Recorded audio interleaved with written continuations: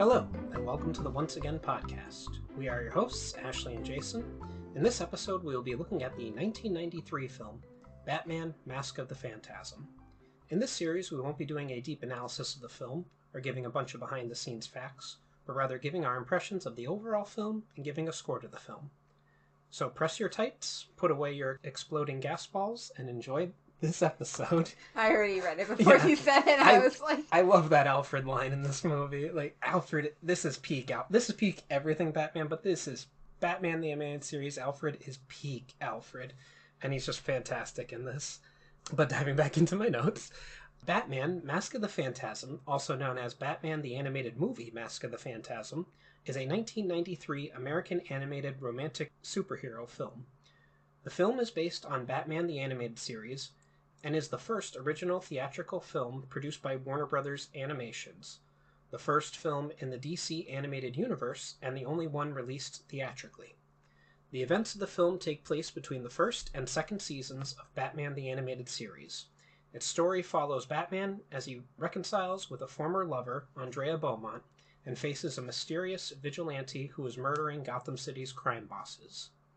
The plot was inspired by Mike W. Barr's Batman Year 2 comic book arc, but features an original antagonist, the Phantasm, in place of the Reaper, while also borrowing elements from Frank Miller's Batman Year 1 graphic novel, recounting how Bruce Wayne became Batman and his first attempts to fight crime.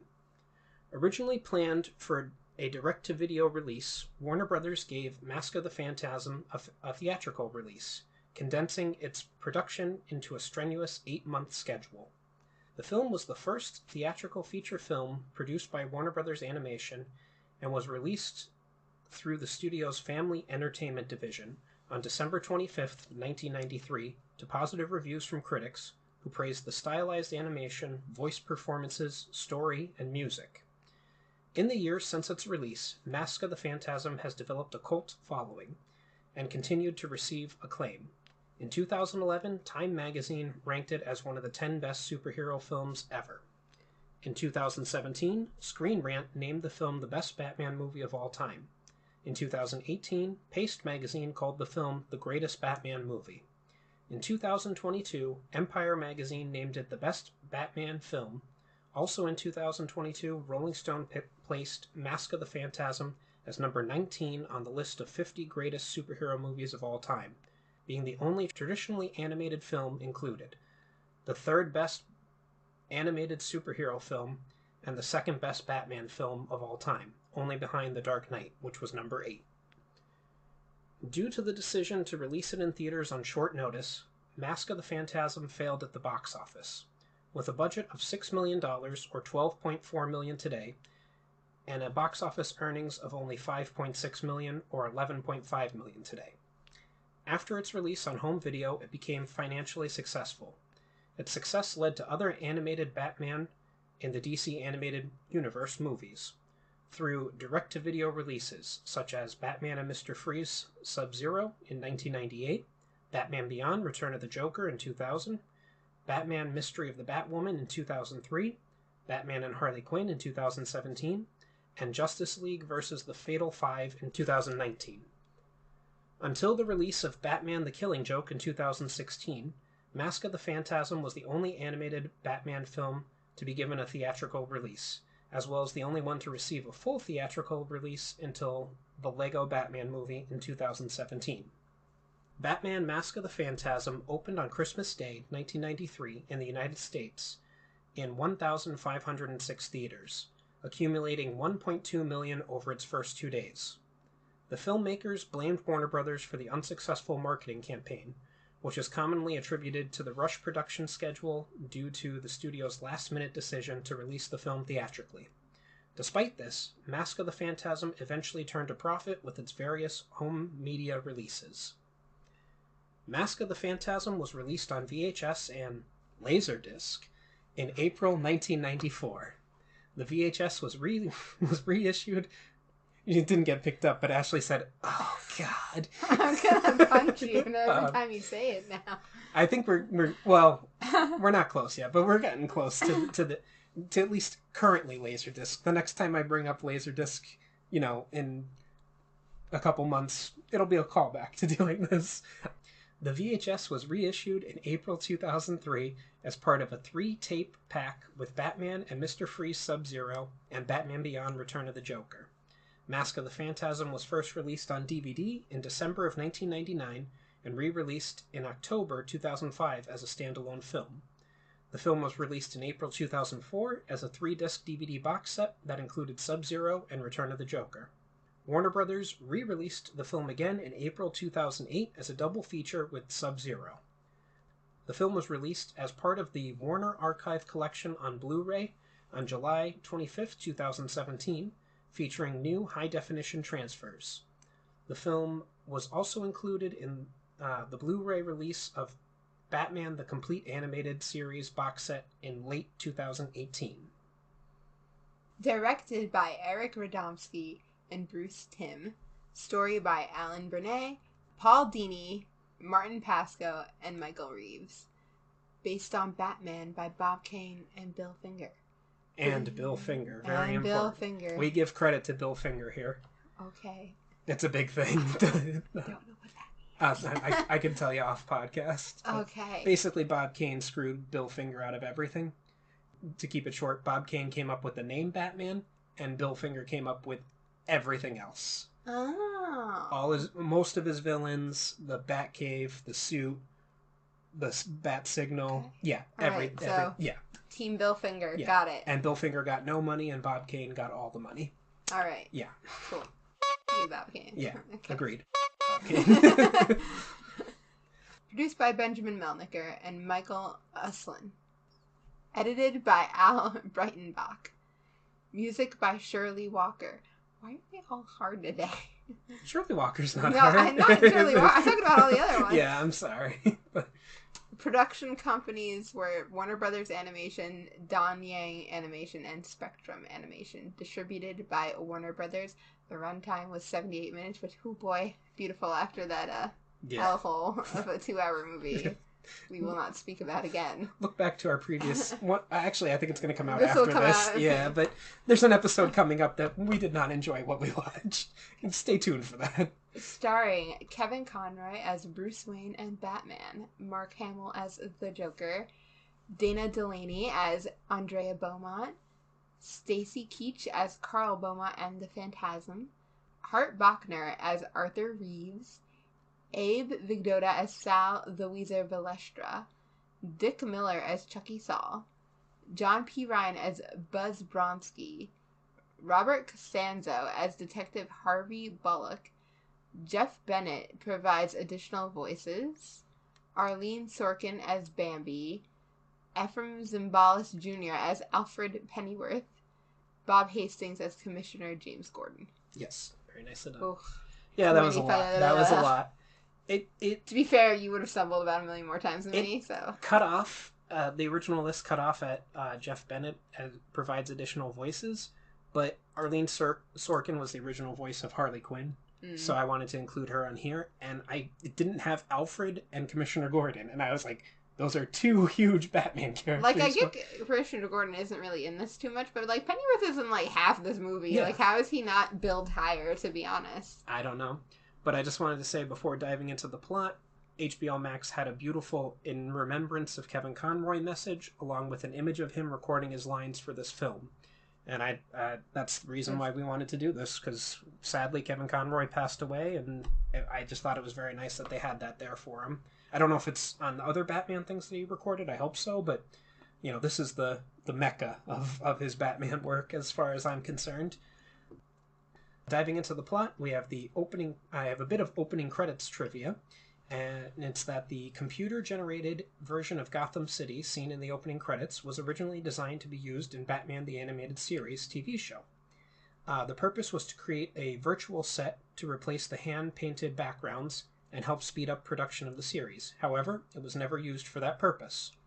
It just stood out. It was a little trivia note that I found, and I thought it was interesting. A meeting between crime lord Chucky Saul and his cronies starts one night in Gotham City. Saul is instructing his men about the procedure for laundering some new counterfeit bills through their casino when the meeting is interrupted by Batman. Batman takes out Saul's followers, but Chucky manages to get to the parking garage. Saul is greeted by a mysterious figure, who he first mistakes for Batman, stating the phrase, "Your angel of death awaits." This mysterious phantasm is nearly run down by Saul's car, but tricks Saul into driving out a nearby window to his death. That's not actually true. Summary, he drove through a barricade and then hit the window across the street to his death. Batman arrives on scene and observes Saul. The people below see Batman and assume he is responsible for what happened. Which, even if he wasn't directly the cause of death. Like, right? But people they're all like, oh, Batman killed a mafia boss. We gotta like, get that Batman guy. made a guy drive off a cliff, basically. Yeah. Like, how is that his fault that this person is, like, driving erratically and crazy? It'd be like wanting to arrest a deer for causing a car accident or something. How dare you cause a car accident that causes this person to die? You need to be put down, dear. Yeah. The next morning, Councilman Arthur Reeves is giving a press conference about Batman's apparent actions. He wants to hunt down Batman and arrest the vigilante. Commissioner James Gordon is against it, since he doesn't believe Batman would do something like that. Detective Harvey Bullock, on the other hand, is in favor of stopping Batman. Alfred... I do love that Gordon just like, yeah, I'm not doing that. I'm literally not doing that. There is so much to the Batman-Gordon relationship in the animated series that's just fantastic. Maybe, 10 years from now when we're done with Once Upon a Time and maybe we'll do the Batman the Animated Series. Because that show... Well, I was telling Jason that I enjoyed watching this just because I haven't seen any animated Batman in, a long time. I don't think I've ever seen this movie. I remember seeing Sub-Zero. I can say that. I remember watching that, but I don't think I've ever watched this. To be fair, I was 2 when this came out, so, I was 6, and this was the perfect movie for me. Yeah, I definitely did not watch this, but I watched enough of the animated series to be like, I immediately appreciated that we were jumping right back into that animated style that I instantly recognized. Yeah, this is for people of a certain age range, whether they're older than me, younger than me. This is Batman. Everyone says it when they read a Batman comic. They hear Kevin Conroy's voice. This is the quintessential Batman. And I don't have a note about this, but I love I think one of the most clever things they did when they came up with the show in this movie was the blending of 1930s stuff and modern there's computers, but there's black and white TVs. Yeah. And everybody drives Studebakers and Rolls Royces. Yeah. It's just this weird world that just is perfect. But diving back into the plot, Alfred and Bruce are watching the presentation in the Batcave. Batman is analyzing a chemical he found on the glass of Chucky Soul's car. Later, Councilman Reeves is in his office talking to a woman on the phone. She is flying into town after being gone for 10 years to settle some old finances. During a party at Wayne Manor, Bruce confronts Reeves about his Batman stance. Reeves counters with some remarks about Bruce's love life, and mentions the name of one woman from Bruce's past, Andrea Beaumont.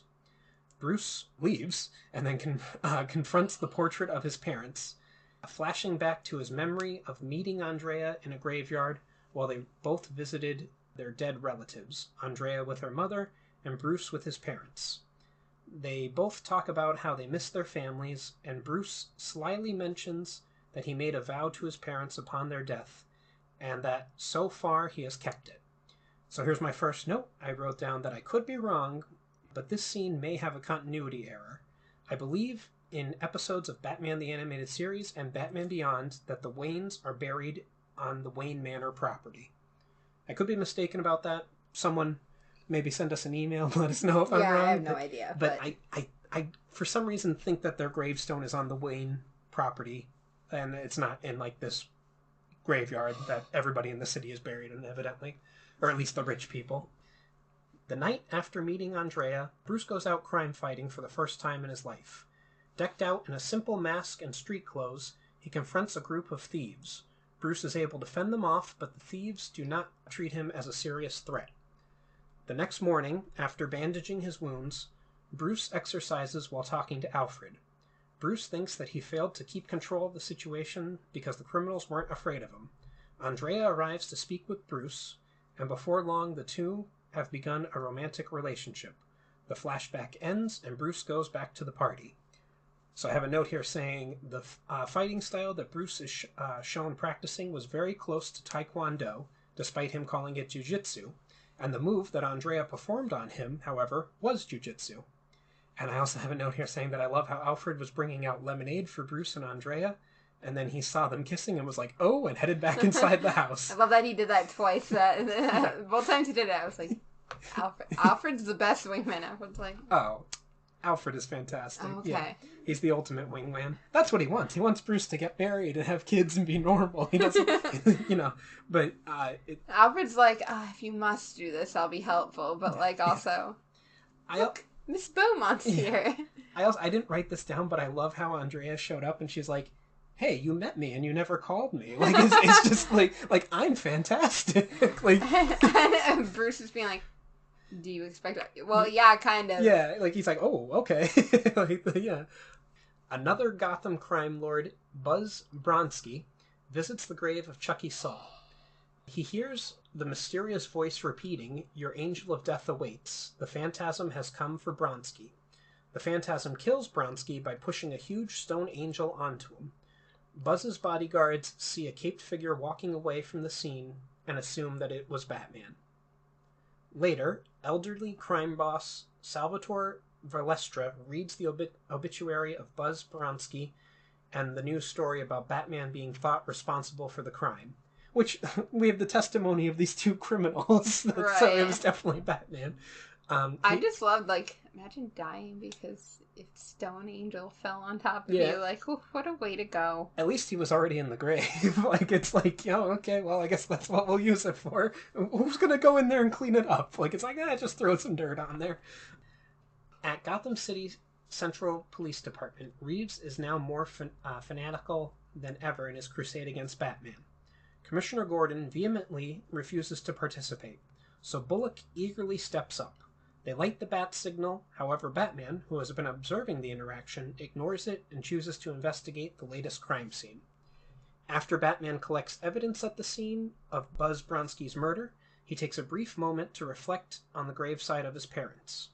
Andrea Beaumont is also in the graveyard. She spots a figure at the Wayne's graves. The Wayne's graves? The Wayne's grave. Yeah, at the Wayne's grave. Thank you.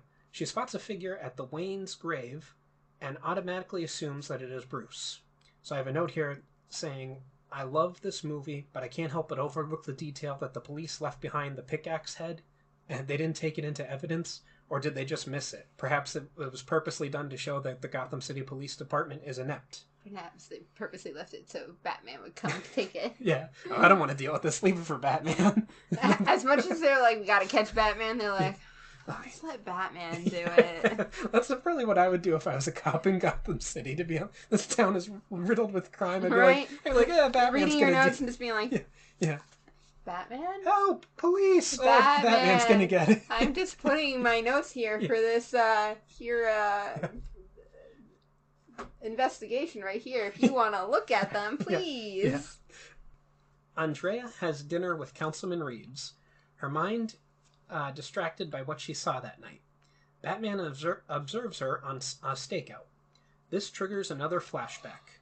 Bruce takes Andrea to the Gotham World Fair, observing several prototype inventions, including a distinctive-looking car, and Andrea invites Bruce to come and meet her father, and he agrees. And Bruce voices his discomfort to Alfred. His relationship with Andrea wasn't something he planned on. I appreciate all the World's Fair stuff as somebody who's into that and sort of thing.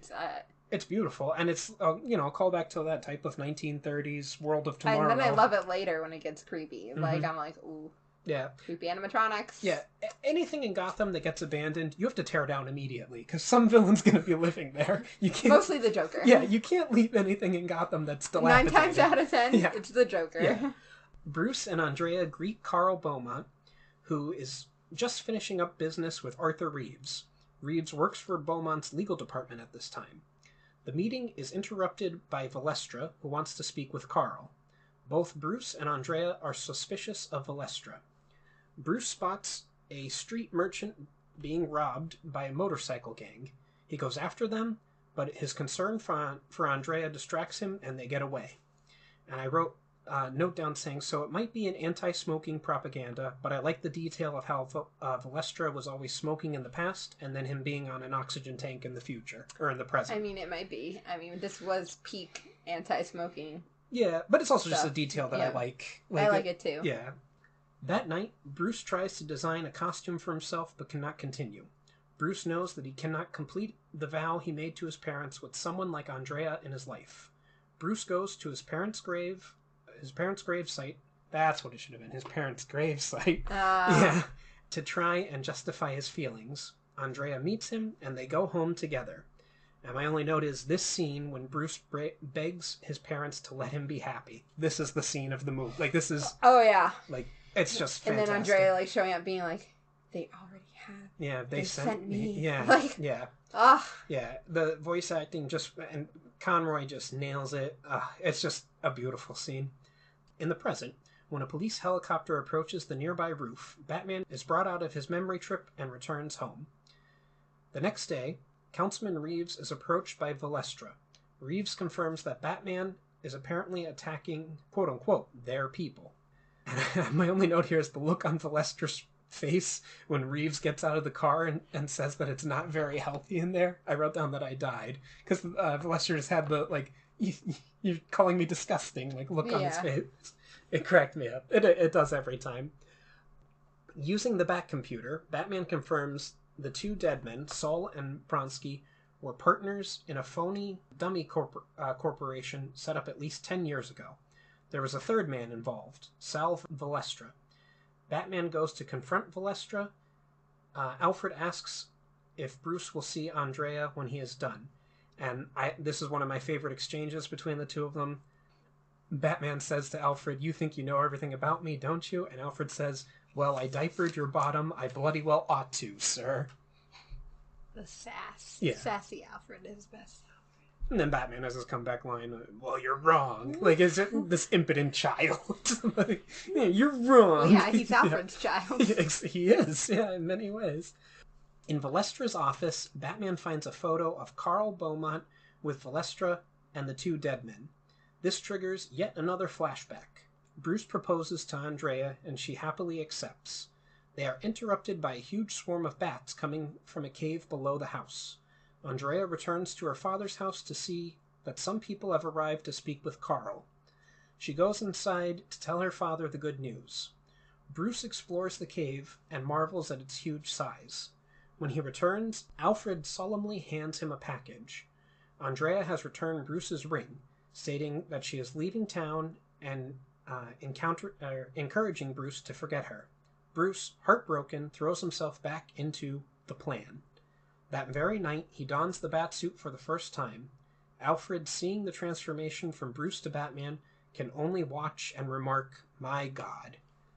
And I wrote down that it's heartbreaking and epic in one flashback, and my God, no pun out, or no callback to Alfred meant there. It's such good storytelling. Yeah, and the music. Oh yeah, yeah, like it's just amazing. So Valestra goes to the now abandoned World's Fair, which you love seeing it dilapidated. Oh yeah, so creepy. Yeah. Which is a hideout for the Joker, who greets him like an old friend. Valestra tells him he thinks Batman is killing off members of the old gang. The Joker notes that is uncharacteristic behavior for Batman and insists that he is not a hired gun for the mob. Valestra reminds him that if the vigilante is specifically targeting his old associates, then it's only a matter of time before they go after the Joker. And I have a note here I wrote down, in doing research for this movie, I learned that the writers initially didn't want to use any of Batman's rogues in the movie, but especially the Joker. They were afraid that it would get compared to the 1989 Batman movie. They eventually decided to use the Joker, as he is not only the most iconic Batman villain, but his unknown origin allowed them to work him into the mobster storyline. And I personally am glad that they decided to use him, because I can't picture this movie with not only not having the Joker in it, but Mark Hamill's performance as well. So it's funny, like I said, I don't think I've ever seen this movie before, but like, I wasn't expecting the Joker to show up, like, at this point at all. So I was like, oh, the Joker's here. Why is the Joker here? Mm-hmm. And thought this was just going to be, like, a weird...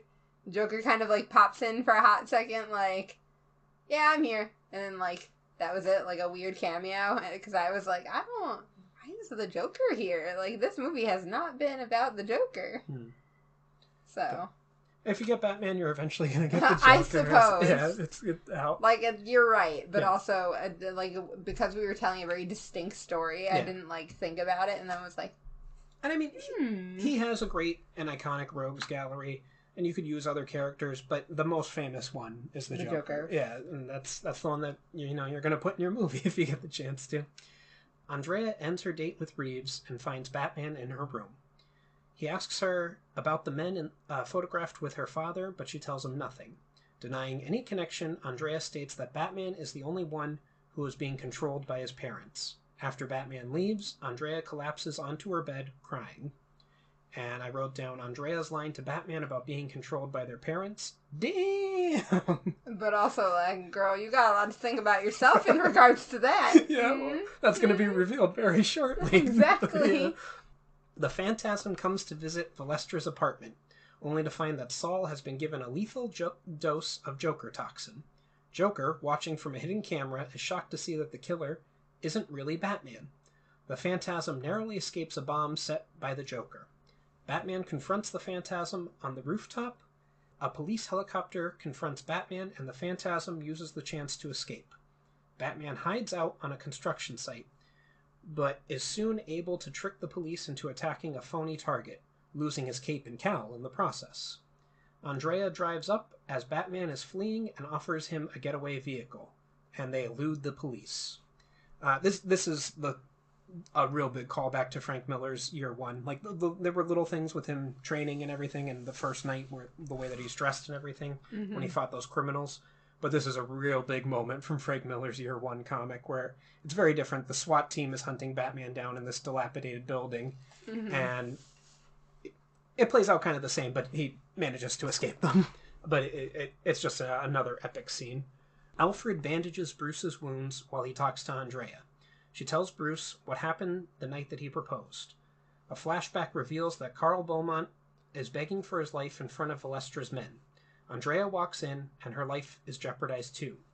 Valestra gives Carl 24 hours to return the money that he embezzled, or Carl will die. Andrea opposes her father's actions and does not wish to run, but Carl insists that there is no hope for them in Gotham. And I'm just very impressed with myself making it through saying Carl this many times without going, Carl! That kills people! We have to go to the Mediterranean. We have to go to the Mediterranean, Carmel. Carmel. We gotta escape the monster or the mobsters. Oh man, I'm now gonna do that to Carmen. Oh, God. Poor Carmen. He's probably never seen that too. He's too old. He doesn't understand. Love you, baby. I think he's seen that. I think he's seen it. But in the present, Andrea tells Bruce that her father was eventually able to pay off his debt, but Valestra's men considered it too little, too late. Bruce thinks that the man in the Phantasm costume is Carl, killing off the gangsters to finally be free of his debt. Bruce and Andrea are obviously still in love, but Bruce states that he needs to stop the Phantasm. And I wrote the second time that Alfred comes in carrying drinks and sees Bruce and Andrea making out. Yeah. And you know he's like, yes. Got him. Didn't work last time, but this time. Got him. He's been beaten up a couple times. He's got some bruises. Maybe this time he'll settle down. Bruce looks at the photo he took from Valestra again. He recognizes the features of one man, and after an alteration with red ink, confirms that Valestra's former bodyguard is actually the Joker. And I want to ask you, Ashley, did you think Valestra's former bodyguard was the Joker? No. And again, like I said, I wasn't expecting the Joker at all. So, like, I was expecting literally the Joker to, like, pop in, be disappointed that it wasn't the Batman actually being a crazy person killing people, and then, like, pop back out. And then I was like, oh, now I know why the Joker's here. Like, here we go. Yeah, it's real cool. I think I audibly gasped. I'm like, yeah. I mean, they draw him a little bit differently, but once you see it, it's like, oh, of course. Like, I'm stupid and didn't notice that earlier. Councilman Reeves is furious that Batman escaped. The Joker confronts Reeves and talks about what's been happening, mentioning that someone other than Batman is responsible for the killings. Joker douses Reeves with his laughing toxin, and Reeves is hospitalized in a hysterical laughing fit. And this part always creeped me out as a kid, like the Yeah, I hysterical, didn't like it. like seeing all the dead bodies and stuff like that. Whatever, it's fine. The blood at the end of the movie, that's fine. But Reeves just in this hysterical laughing, like it always creeped me out watching it as a kid. I couldn't oh, it was so creepy. But Batman confronts Reeves that night, confirming the details about Reeves's connection to the Beaumonts. Reeves kept in touch with Carl while he was abroad, helping to set up the funds. But when Reeves asked Carl for help in financing an election, Carl refused. So, desperate for funds, Reeves sold Carl out to Valestra's mob.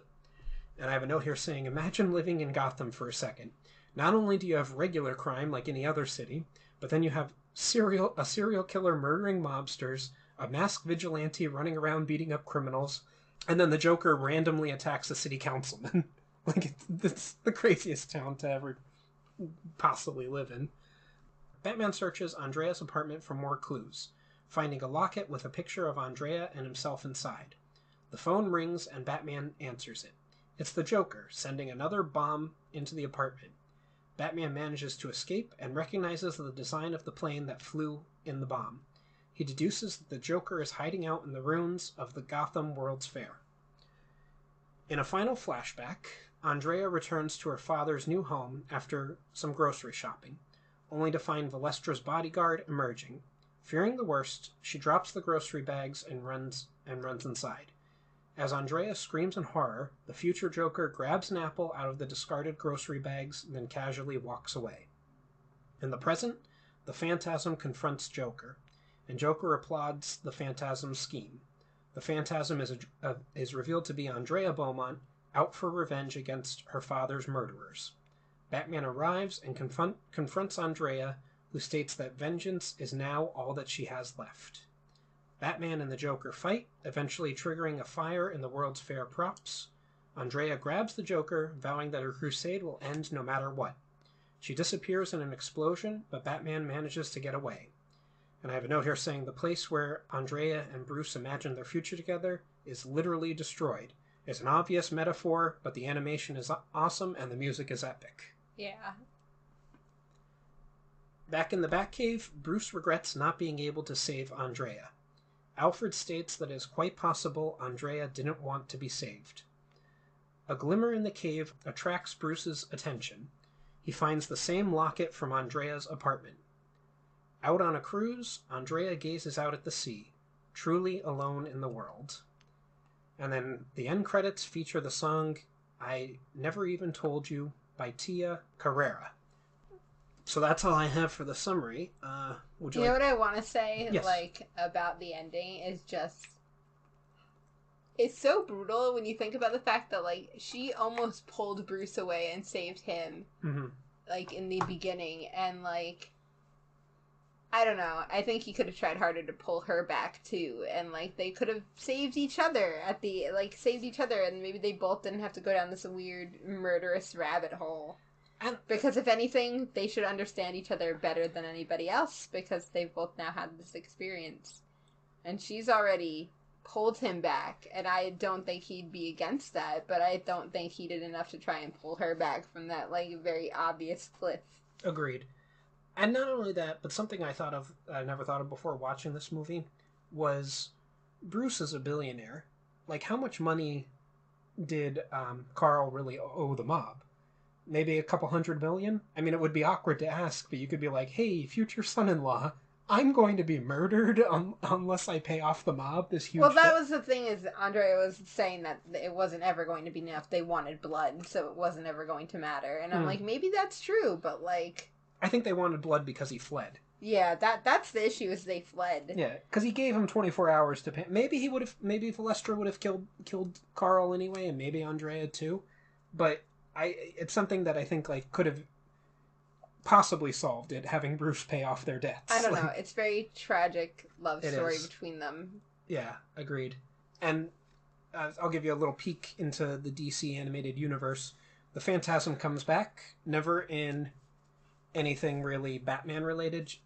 Well, sort of, because there's a episode of Justice League Unlimited called Epilogue, and it's supposed to be the final episode, even though it's not really. And it takes place in the Batman Beyond timeline. and Terry finds out that he's biologically Bruce's son. Terry McGinnis is the new Batman in Batman. Okay, yeah. And he finds out that he's biologically Bruce Wayne's son. And he blames Bruce for it. He's like, you did something, like, you're always a schemer, you're always controlling every situation. What did you do? Like, I was, like, my father, the guy who raised me wasn't my father, you're my father, blah, blah, blah. And anyway, long story short, Bruce didn't do it. It was this whole other organization that was like, oh, Batman's getting old, we better make another Batman, so they made Terry.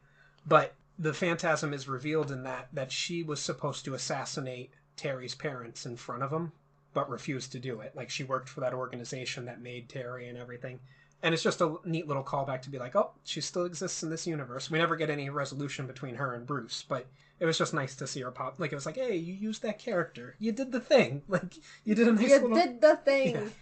But, would you like to go into your overall score, or do you want me to? Sure, I'll go first. I know you're gonna have good things to say no matter what. I have good things to say, too.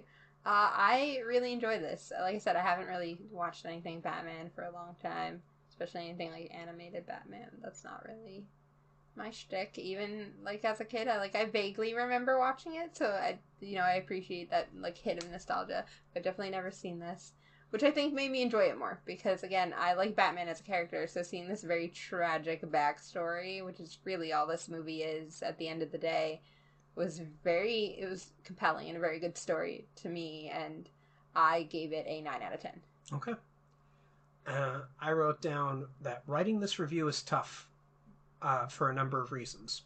For one, it's extremely difficult for me not to just fanboy out over this movie.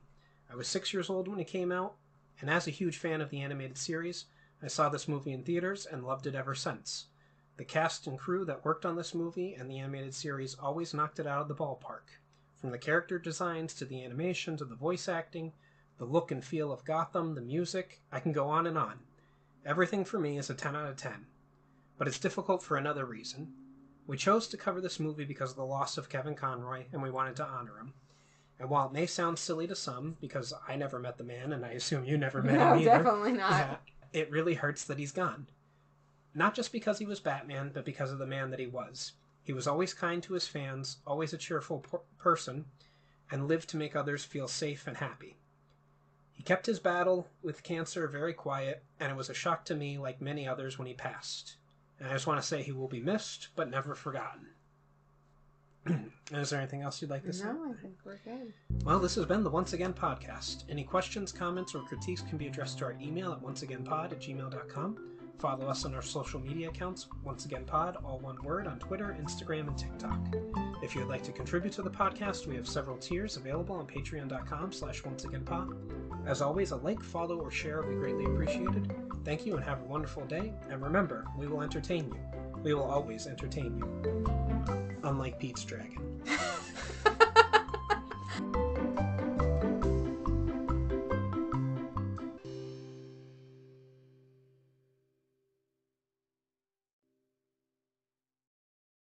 Rumpelstiltskin always says that magic comes with a price. But for this price, you can get a nice piece of jewelry. Use code ONCEPOD for 10% off your first order at Unusual Magic Jewelry on Etsy. Click the link in the description.